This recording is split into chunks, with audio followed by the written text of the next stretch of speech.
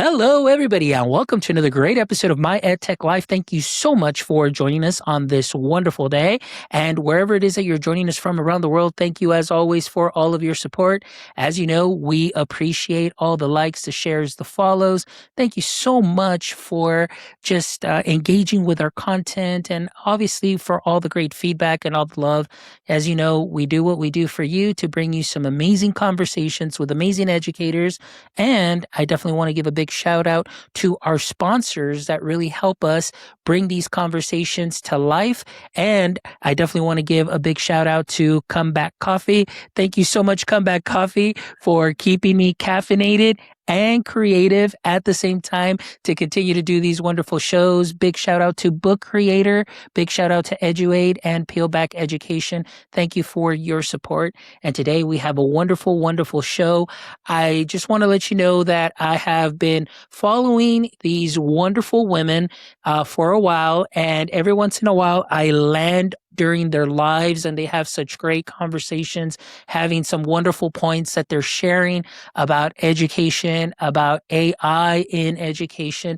And as you know, for our show, it's very important that we amplify voices, we amplify the work that is being done. And so today I am honored to have Larissa Black and LaKeshia Brooks on the show. Ladies, how are you doing this evening? Wonderful. Thank you for Great, having me. great. I don't know who to talk first.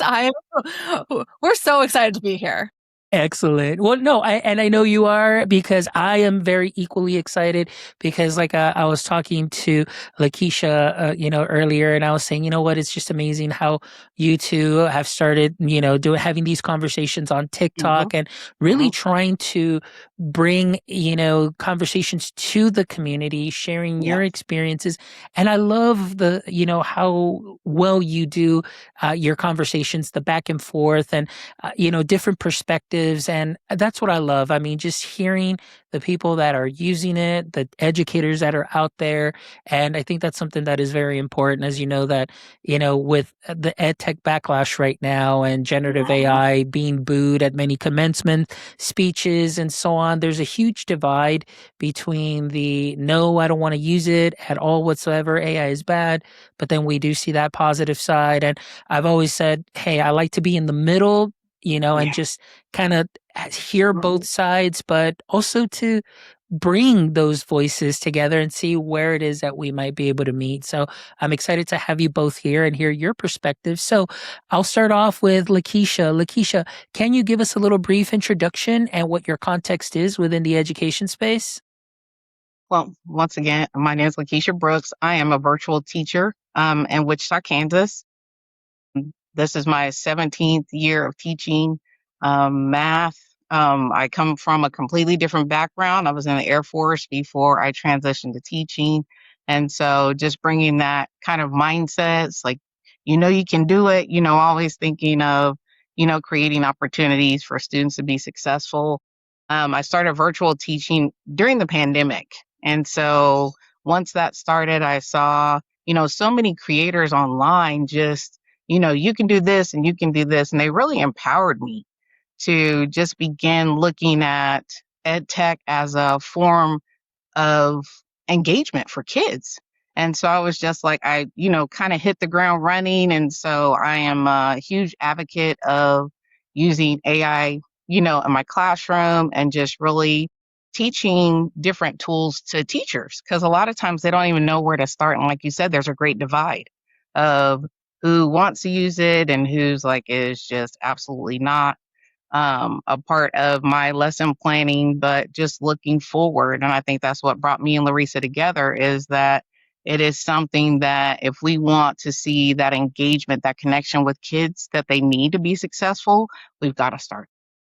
Oh, I love it. And thank you so much for sharing that background and, especially being virtual teachers. Oh my Hmm. goodness, talk about, I mean, the huge difference between having them in front of you and being able to read a room and make adjustments and how much more difficult that may be on that virtual side of it. So that's definitely something that we'll talk about because it blends in well with obviously the conversation around ed tech. Now, Larissa, can you tell us a little bit about yourself and what your context is in the education space?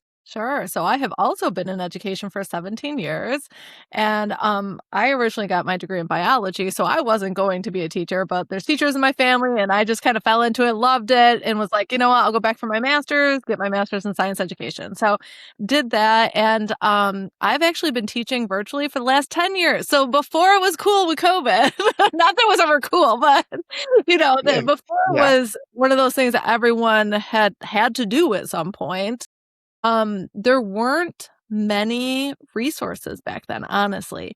I started and I thought to myself, how am I going to do this, right? And so then we had someone come in and talk to us about ed tech like 2 years into it. And this was, there was Kahoot, Kahoot had been around for a little while, and there were a Mhm. couple other things. Ed Puzzle was one that just like I loved, and I have to shout out Manny at Ed Puzzle for actually connecting me and LaKeshia. So Mhm. he these are 2 online teachers. We don't get many of those anymore. And so he was the one that actually brought us together, and then I started following her. She started following me on social media, and we said, "You know what? We need to start having these conversations live." And so we went out of our comfort zone, very much out of our comfort zone, and tried something new because we'd been posting to TikTok, but never gone live. So I'm like, there's nobody else better to do it with than LaKeshia. She Oh. is so supportive, and we just were like back and forth, like laughing about how there were little things that were different than going on Zoom.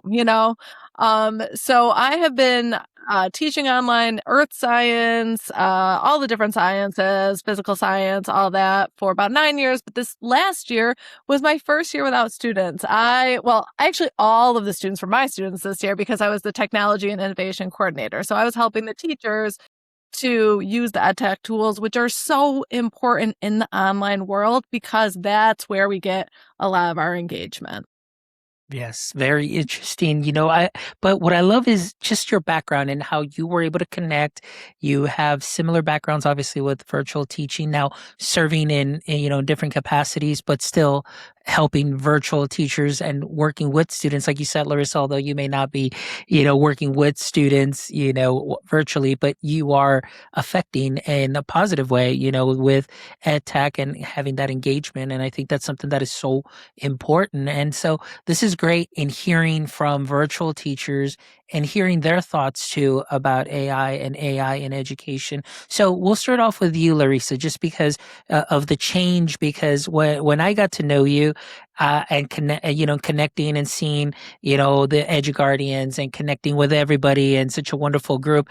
I mean, you were posting consistently, you were sharing, you were amplifying your voice and sharing your experiences there. And now that you're here in a new role, I want to ask you from the time that you really started using the tools, the generative AI tools with your students till now that you are serving in the capacity of helping teachers use the tools.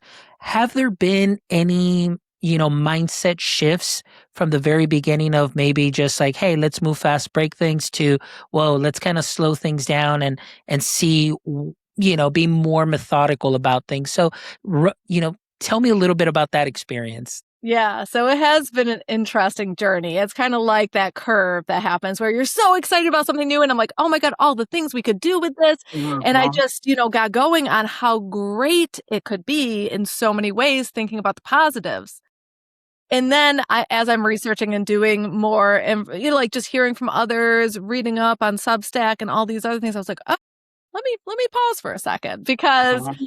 not all of it is great. I mean, there's bias, there's hallucinations. People are using generative AI for deep fakes. They're using it for bullying online.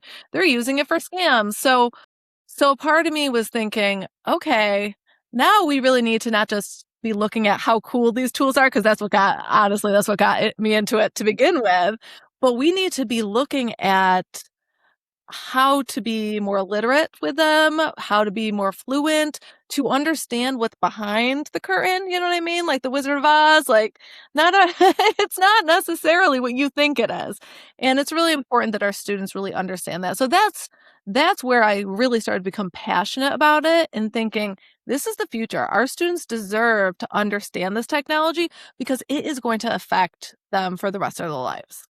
Absolutely. And we're starting to see that, more and more so, as far as what we see being put out, not only in academia, but in the news and obviously just that sentiment. And then right now, too, with so much talk with, educational technology backlash, reducing Mhm, screen times, bills going up, like, in Kansas, saying like, hey, mhm, we want to mhm. limit screen time Yeah. to like maybe 45 minutes per day and things of that sort. So a lot changes. However, your world is that much very much different than the brick and mortar world. So, LaKeshia, I want to ask you, first of all, also, I want to know a little bit about your journey with generative AI from introduction to implementation till to now.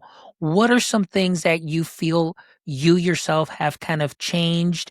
And, as far as maybe was there a pause? Now, is there a little bit more of that cautious advocacy? Mhm. Run me through that because I just want to hear your experience.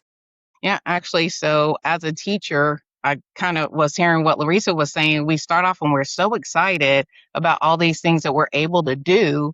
But when we start putting it in front of our students, it's like you almost have to have a change of heart. Not necessarily a change of heart, but you almost start thinking if I'm giving them access, do I really know everything that goes along with it? And so I started working with Common Sense Education and started a digital literacy class at our school because I'm like, our kids are on their devices 24 hours a day, 7 days a week.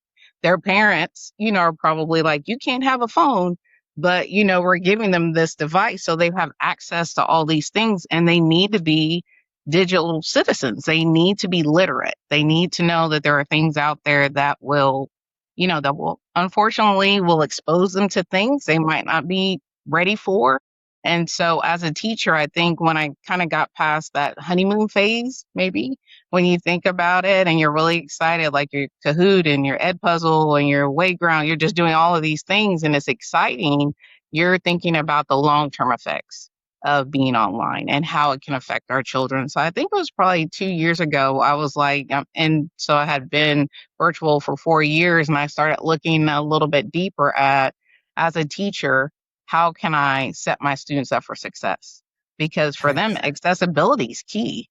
They have to know what AI is. They have to know, how to use it in a way that I always use that as a thought partner that is not going to take their cognitive, ability away from them to be able to problem solve and to do all the things. So what better way in a virtual setting is just to set them up from the time, they come in sixth grade and say, hey, here are all the lessons through, Common Sense Media, and, just go through it step by step and let them know the dangers, about bullying and access and chatbots.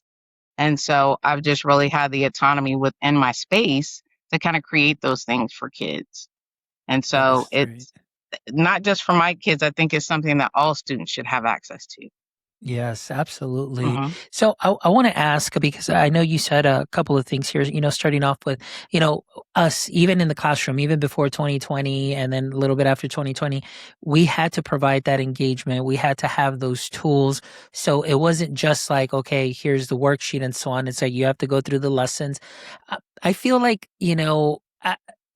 there's a lot of great tools that are out there, but what happens now because of what we're seeing in the news, they all get lumped together. Like, hey, Hmm. all of this, we everything, they're bad. They may have a generative AI piece. It may be subtle. It may not be anything major. Not like a Chat GPT or something that's just going to create something for you out of nothing. But what happens is now that we're hearing all that tech backlash, it's like they're just lumping all of ed tech together. And like I was mentioning, the news and many states wanting to limit that screen time. But for you all to function as a virtual school, I want to know how that works. What is the sentiment? Because I haven't heard too much as far as a mention of virtual schools. It's just been more of the brick and mortar. So, LaKeshia, I want to start with you. What have you heard? Have there been any kind of regulations also uh, kind of wanting to creep into the virtual schooling space as well? And that's a great question. I was watching the news today and they were just sharing some of what you're saying. Like if if kids are using their devices, are they using it for something that can help them? If it's not, them using it for something specifically for class, they shouldn't be using it at all. And I think right now we're just at the beginning of this. So really on my end as a virtual teacher, I'm waiting to hear like what that's going to look like for us.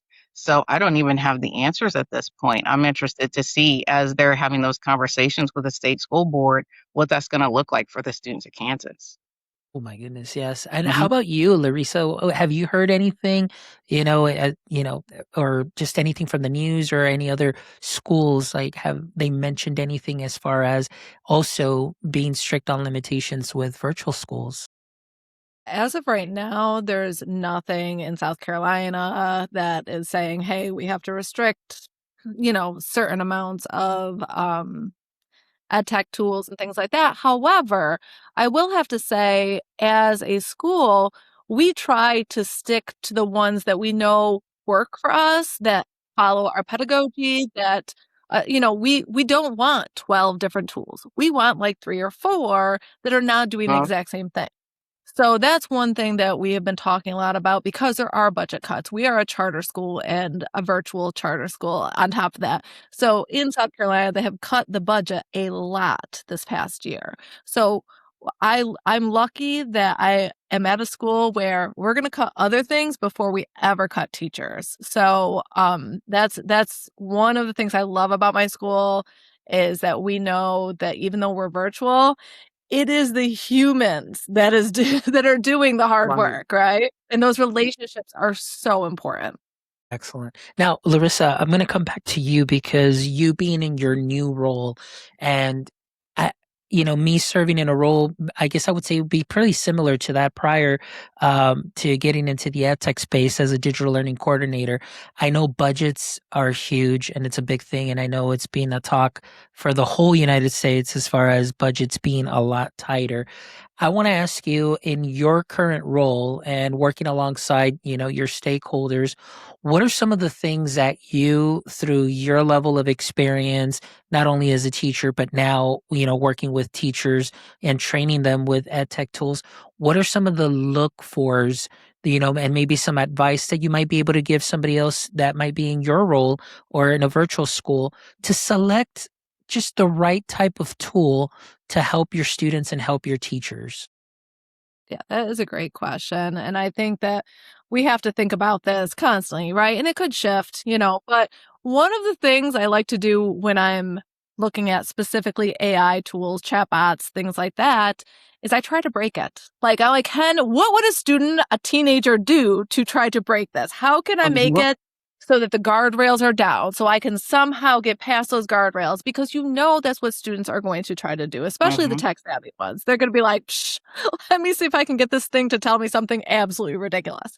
Mhm. So that's one thing that I do is I try to act like a student and break the thing when it's AI related.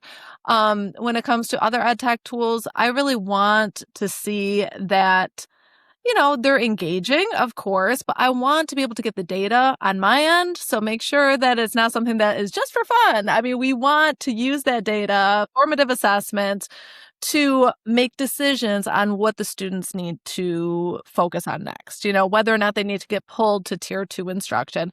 I also am always looking for accommodations. Do they have accommodations built in? That's very important to me because we have students that need lots of different accommodations on all different levels. So I really want to make sure that whatever ed tech tool I'm choosing, it's not going to be an issue for a student who might be hard of hearing or something like that. Excellent. And those are all great points because I know accessibility is a big thing. And I know that for, as far as making decisions, I'm kind of taken back a little with some schools and school districts that I hear are really going to say, like, hey, you know what? We're not going to have devices until just like sixth grade and up and so on. But then I'm thinking to myself, are they thinking about the students that do need accommodations, that do need additional supports? Why would we not offer them those those tools that they really need in order to impact their learning in a positive way. So I'm, in hearing these conversations, it just kind of takes me back. So LaKeshia, I want to ask you, how about in your experience, what is it that you are your main look fors when you say, you know what, this is a tool that I know is not only going to be engaging, but it's also going to enhance the student learning and also help the student, for if they do have or need any additional support, what other advice can you give some of our listeners as to what to look out for? And so I feel like for us, we are a Microsoft Showcase school. I think she might have And frozen. so a lot of the things that they have are, can you hear me? Yes, we can hear you now. No worries. Yeah, Okay, just go ahead sorry. and start from there. Yeah, just go ahead. Accessibility based, having access to that it will read for them, or that it provides SEL, or they have reading coach, math coach, just different things like that. So as far as the things that we can get that are on the internet or the different apps, there are so many. I think it's coming back to what Larissa said, is that it has to have the accommodations that kids need. Wayground changed out, well, quizzes before, they changed a lot of different things that they had for students. And so that's one of the things that we've started using within our building. So I've noticed that you can get the data from there. You can put things in there to help, retrieve that information or give that formative assessment so that we know next steps and how we can support our students. So that's one that we've been using here recently, but a lot of things that we've used through Microsoft, just using all the different tools that they have. And there's a lot even within, their teams that can support what students need every day. Awesome. That's good to hear. Now, again, coming back to the virtual space, because, even in a brick and mortar, we are always concerned about obviously students offloading work to LLMs or, things of that sort. But now in the virtual space where you can't have them in front of you to kind of read the room or kind of just see, a little bit, that teacher intuition, that sixth sense that teachers have, that they can tell when they're talking to a student, like, hey, just want to make sure this is your work.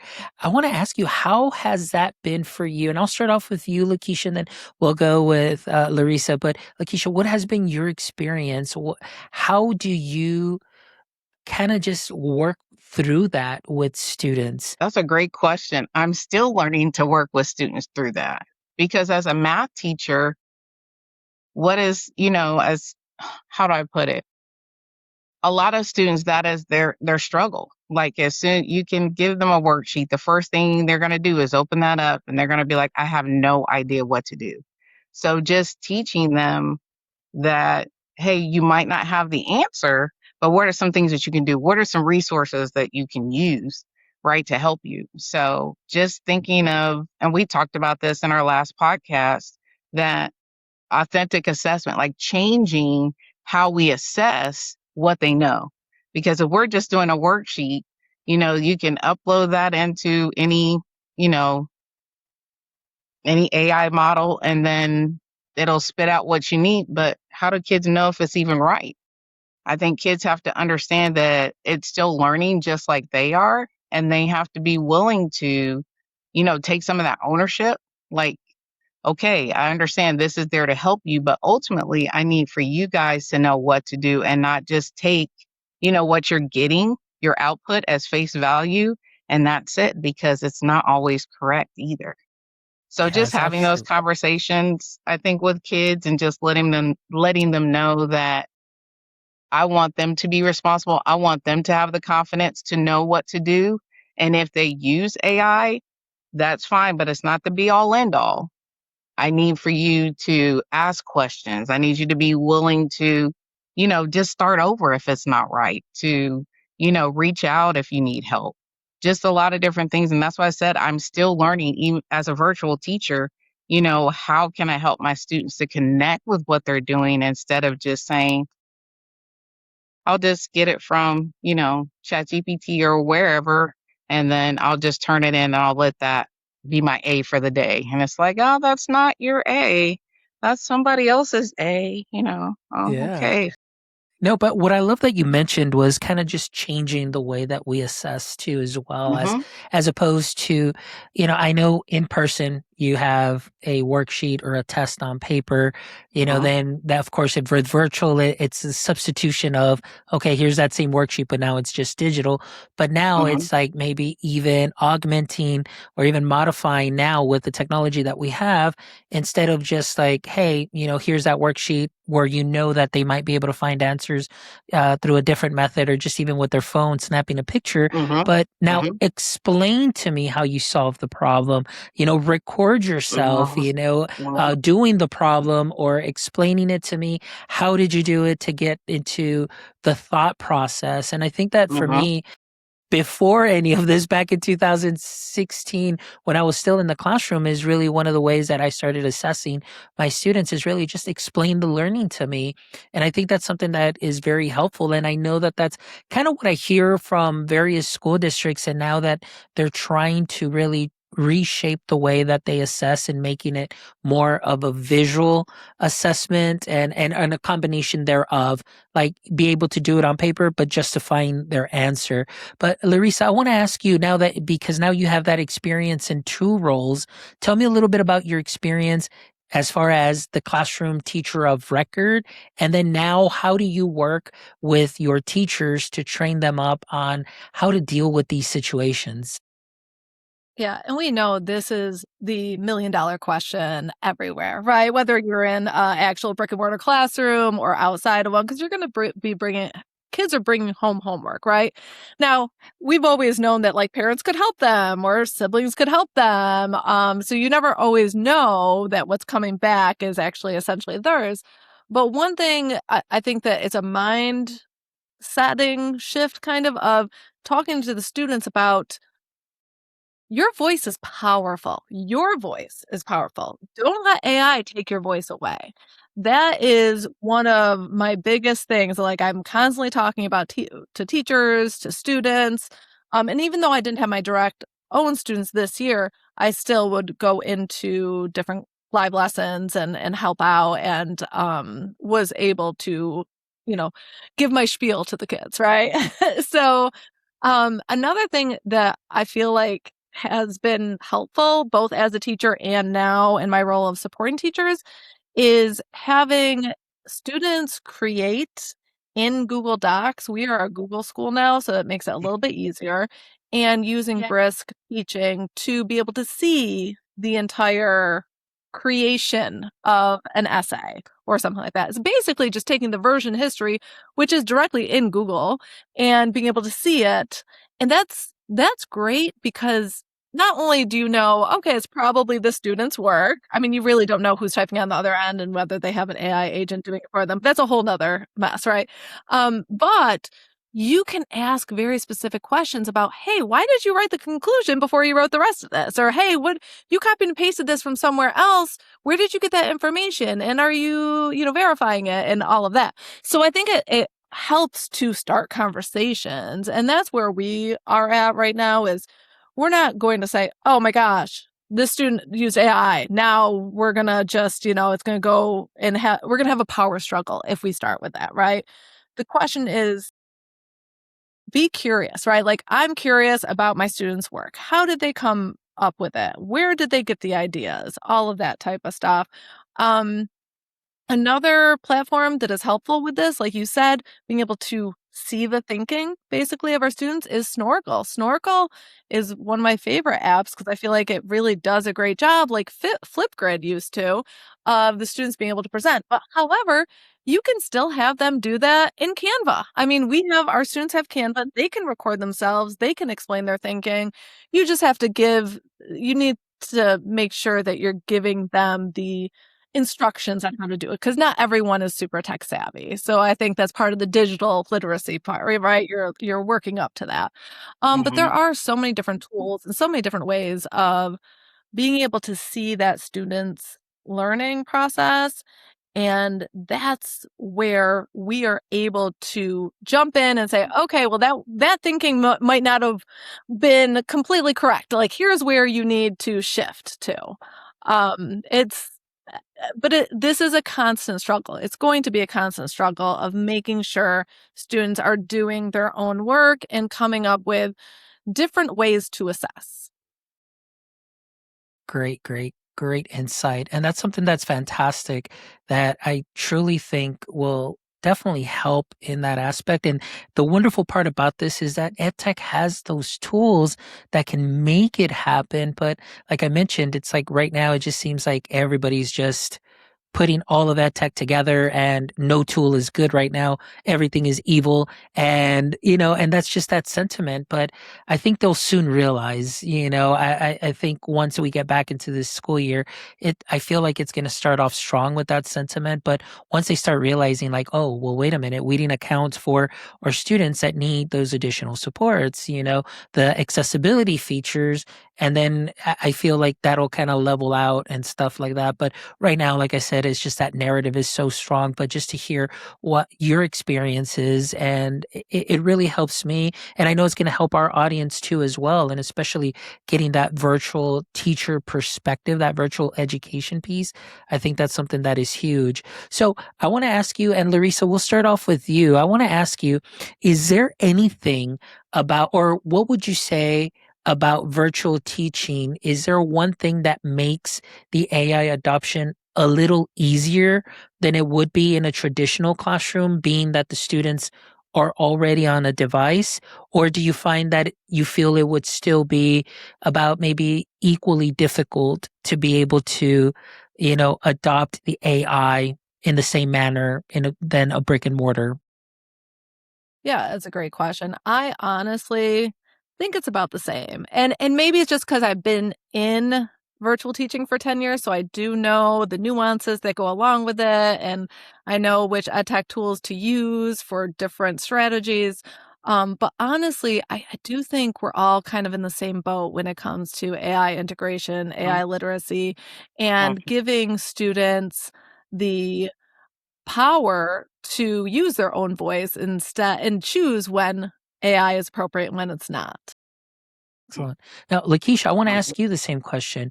In your experience, what are some of the things that might make it easier, and maybe some of the things that might make it a little bit more difficult if you've experienced that? I feel like Larissa does when it comes to that. It will be very interesting to see how this all plays out. Because we're in that age where we've spent, the last 5 years on devices, and now we're like, no phones in schools, all these things. So now you want to say, let's use AI. And I think it's real. I don't know. It's just one of those things that I feel like, unless we can give students, teachers first, then students, because that training has to be done. That mindset shift has to start with, the educators. That if we're going to use AI in the classroom, we're going to teach you how to use it. We're going to show you, the strengths that are in it. We're going to show you the pitfalls that are in it. And so we can, the kids are going to photo math and do all the things that kids know how to do because they want to go, do something else or make TikToks or dance and stuff. But the mindset shift, I think, is going to have to be with like where Larissa's capacity is now, going from, an educator. Now she's in a completely different, position where she has some voice that she, can share with, those who are in the position of power to say, using AI, it's not just another thing. That when we're teaching students how to use AI in a way that will benefit them, that will strengthen them, that will, prepare them for their future careers, that's the thing. But we're, like you said, we're in that kind of desert, right now, that tech desert where we don't, we're going to, pull everything back. But in doing that, we're throwing the baby out with the bathwater. We have to, find that balance. So I think it's going to take, people like you, that are sharing, this information and saying, hey, there are things out there that we can use that can, take some of that strain off of teachers, that can help students, to get the accommodations that they need so they can be successful in the classroom.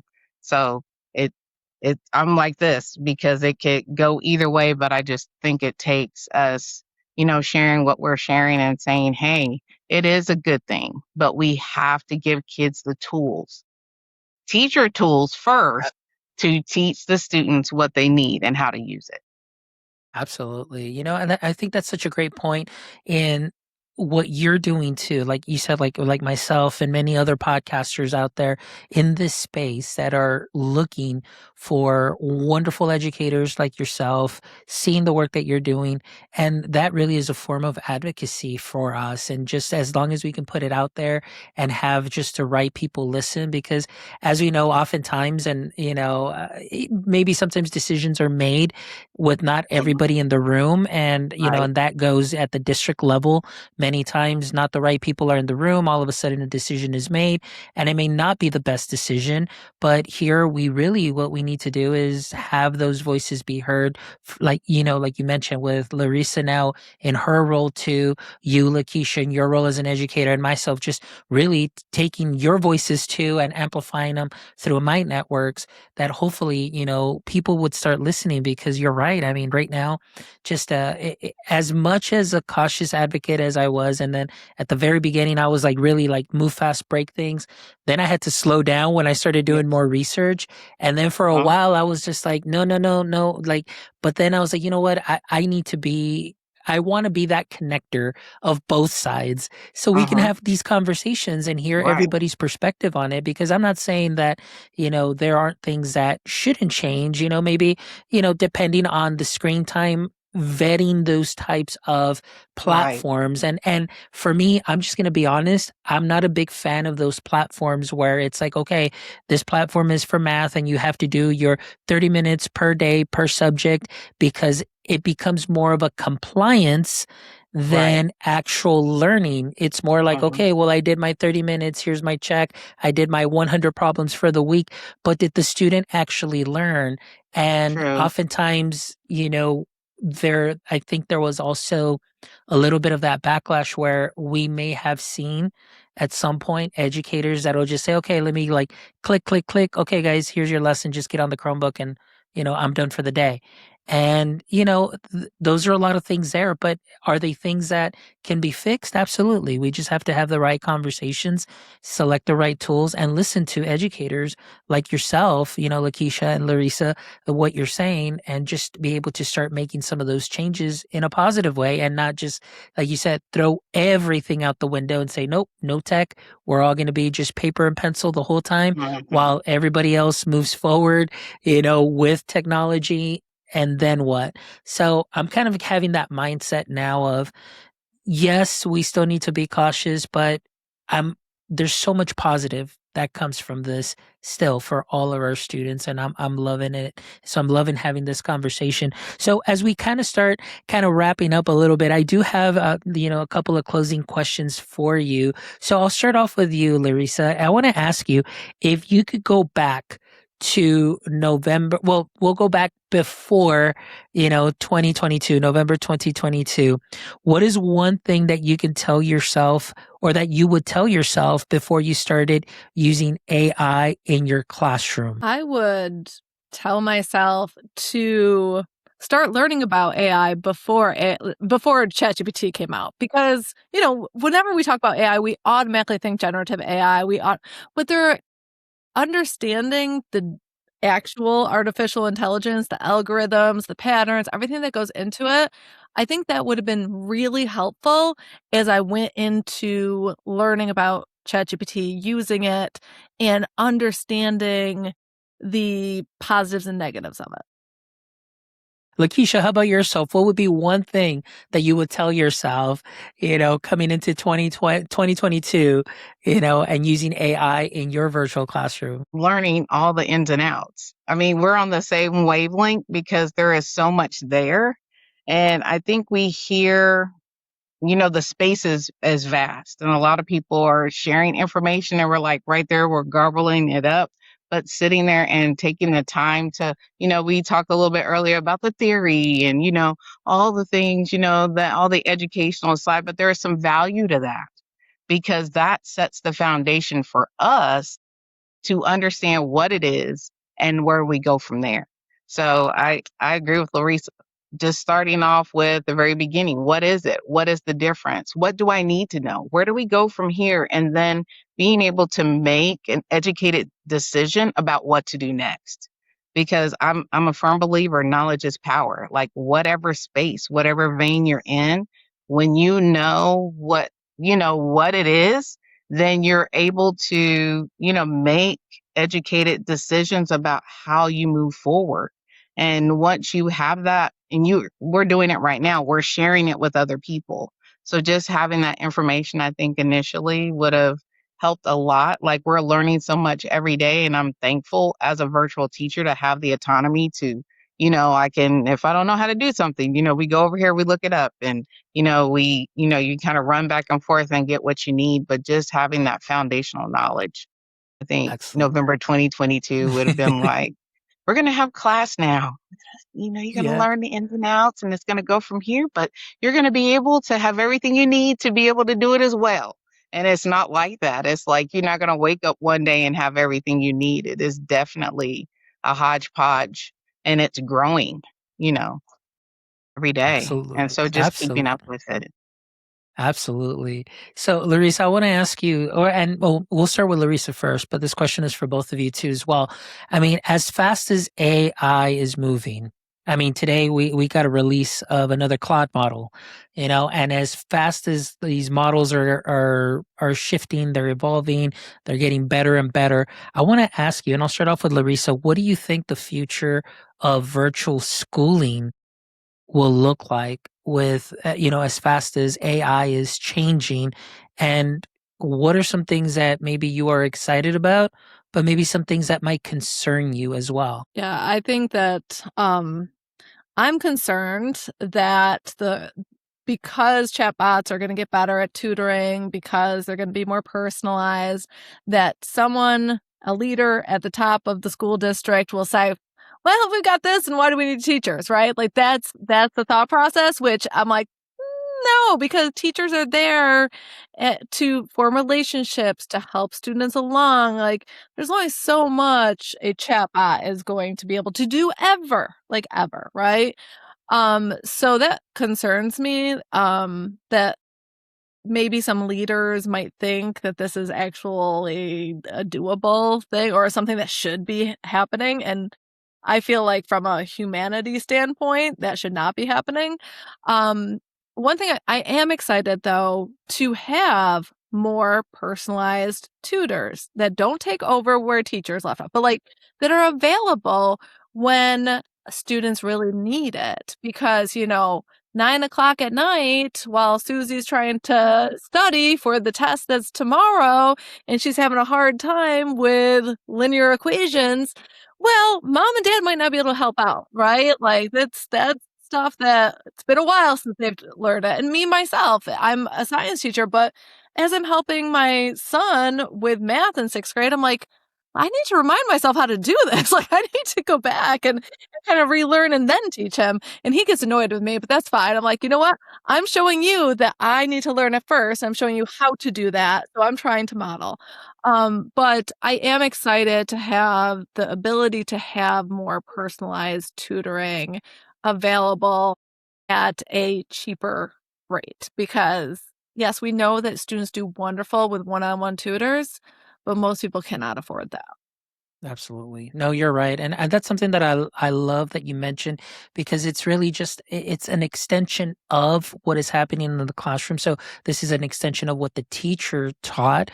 But like you mentioned, I mean, I I think that for me, when I thought like, oh my gosh, everybody has a device at home and so on, it's like I think the perception or maybe the thinking was, oh, everybody can learn at any time, So Yeah. you have access to that learning, but like you just hit on a very something very important, that maybe the environment at home is not conducive to that learning, as far as maybe the parent not having that knowledge of linear equations, or maybe they did math a different way than the math that is being seen now, which is a little bit more pictorial, not necessarily just the algorithm, but now there's, pictorial representations and it's more concrete and so on. So having that extension of in a tutor form, I think that that's something that's very useful. Now, LaKeshia, I want to ask you, same question. What is one thing that you are excited about? One thing that maybe keeps you up at night, I should say, or, gives you concern? I'm excited about the fact that it will continue to grow. I think virtual is, and that's what excited me, I feel like, about the whole process, is that families have the ability to choose where they want. Like, you're in a charter school, Larissa. And so when you think about virtual schools, families, you can have flexibility. So I'm excited about that part. Like, I know that will continue to grow. But I am concerned that they think virtual will be easier than if they went to school every day. Because the connections, that kids get from school, that they get from their friends, that they get from their teachers, and being in an environment where they know that people care about them, that's what concerns me. Because the tutoring part, and that was on the news again today, they were talking about they want to give, a certain number of students tutors to kind of support them, not to take the place of teachers, but to support students where they are. I think that part is exciting.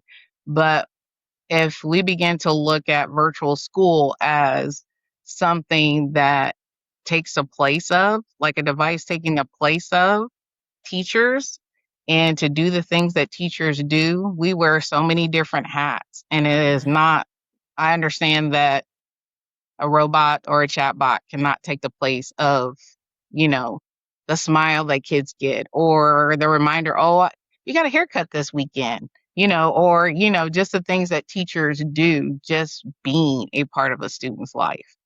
So excited about the growth, but then also, just concerned that you look at it as, if I give everybody one-to-one, then that access will make their lives easier. That's not what it's set up for. It's not to augment, but to just encourage and to strengthen what they're doing rather than take the place of. So Excellent. All that's how I right. look at it.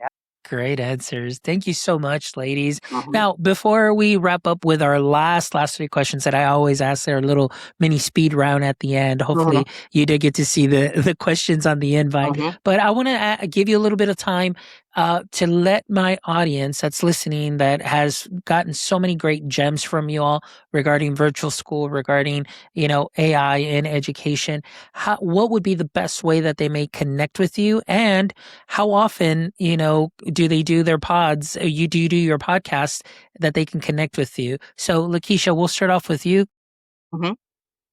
So our podcast, we did an end of school year podcast in May. It's the summertime, and I recently went back to school, but we're usually on TikTok, and we usually try to let folks know when we're going to have another session online. So it'll be sometime in July. But they can find us on our socials. I'm middle school math minded.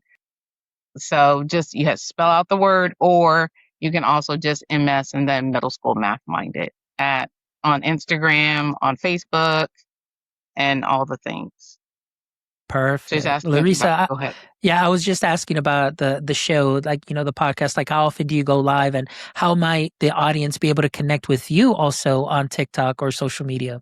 Yeah, definitely. So I'm on there as Teachwise AI. And you can, if you follow me or LaKeshia or both of us, then you'll see when we jump into a live. And we tried to send out like a post the day before, just saying, hey, by the way, Mhm. we're going live if you want to come in. And we love seeing familiar faces, and we love seeing non-familiar faces too. So jump in, if you see Mhm. us Awesome. live. We're going to try to make it more regular, but we're both moms, we're both full-time workers.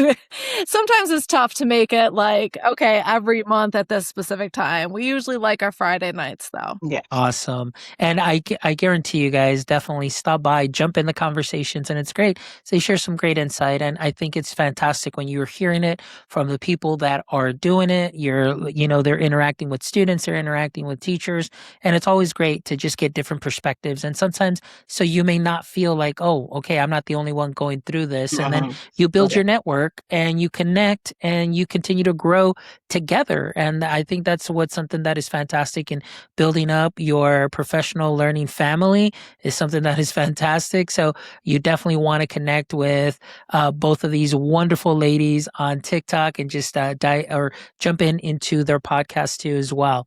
All right, so here we go. We're going to go ahead and do our little speed round here, and I'll start off with you, Larissa. So I want to ask you, as we know, every superhero has a pain point or a weakness. So for Superman, Kryptonite is what weakened him.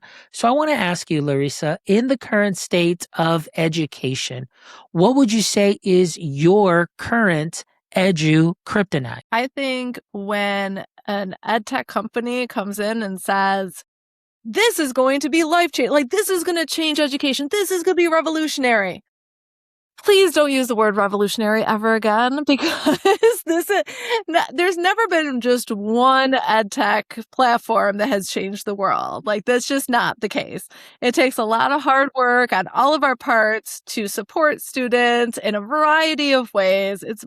Education, we know, is much more complicated than here's the end all be all that's going to make everyone read and everyone write and everyone be great at math. So I would say that's my kryptonite. Like, if I have to hear the word revolutionary again, I'm just going to throw my computer out the window, you know? I love it. I love it. All right, LaKeshia, on to you. What would you say is your current kryptonite? Oh my goodness. Disconnection. When we're disconnected from one another, it just makes it that much harder for us to do what we do. Students, teachers, admin, those who are, like you said before, Fonz, in the room that are making decisions, when we're all disconnected, it makes it harder for us to do our jobs as educators.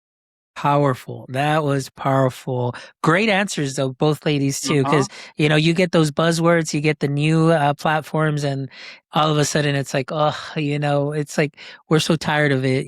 We've heard it and it didn't happen, but then also that disconnect portion, very important. All right. So, LaKeshia, we'll start off with you for question number 2.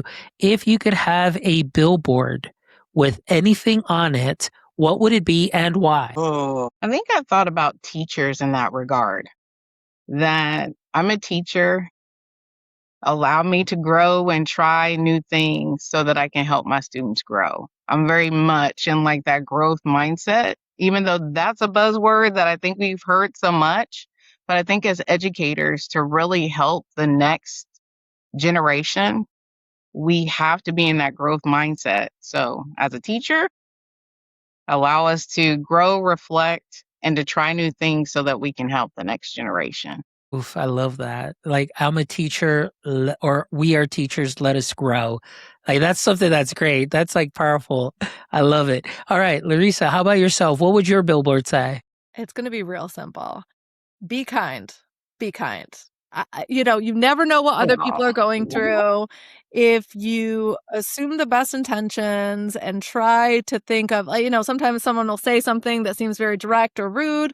Well, maybe they were having a bad day or they didn't mean it that way or whatever it is. I think that if we were all a little more kind, it would be a little easier of a place to live. I love it. All right. Yeah. Last question, Larissa. We'll start off with you on this one.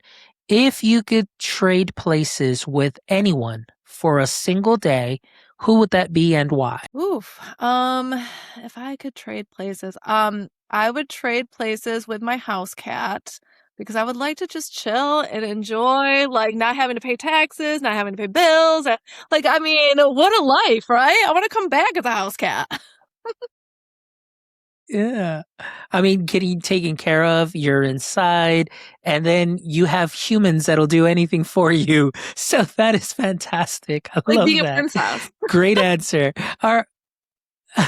LaKeshia, how about yourself? Who would you trade places with for a single day? For Frenchie, he would probably, all the things too. But what I thought about was actually just students. Just change it for a day. just be a student in like my classroom and be like, okay, and like see, like, am I really doing all the things that I could be doing, or would I be that kid that raise their hand and be like, just to be that kid again. That And would be then you don't have to be the perfect kid either. You could be that kid and be like, I'm gonna call your mom. Like, just to be a kid, to be a kid again, to be in the class, to just have recess, have lunch, get to hang out with your friends, and just have some of that time back. There Because you I go. think as a kid, we all had those good days, we had those bad days, but when you were a kid, it was like the best, some of the best times of your life, I feel like. and you There you go. get Great great answers. insight, I right? love What it. is it Well, like to ladies, it be has been Yes. So we would know, are you really as wonderful as you think you are? I love it. Ladies, it has been amazing. It's been an honor and a pleasure to have you both. Thank you so much for spending a little Thank bit you. of your time with me here today and sharing your stories, amplifying that, and that I get to amplify your voices and your work. Thank Thank you you. so much for all the insight that you've shared. And again, to our audience members, please make sure that you definitely follow LaKeshia and Larissa. They are fantastic. We will make sure to drop those links into the show notes as well, where it is that you can connect with them. And I promise you, they share some great insights. So please do so. And for our audience members too, please make sure you stop by our website, because not only do you get to see and hear this wonderful episode, but you get to listen to the other 368 episodes by the time Yep. this is released. So I promise you, you will find some knowledge nuggets like you did today that you can sprinkle onto what you are already doing great. So thank you as always for all of your support, and to all our sponsors. Thank you. That means so much to me that you believe in our mission to bring you some amazing conversations so our education space can continue to grow. So thank you so much. And if you're interested in becoming a sponsor too as well, please make sure you shoot us an email. We would love to partner up with you to continue our work and bringing you some amazing guests like you've heard today. So thank you so much for your time. And until next time, my friends, don't forget, stay techie.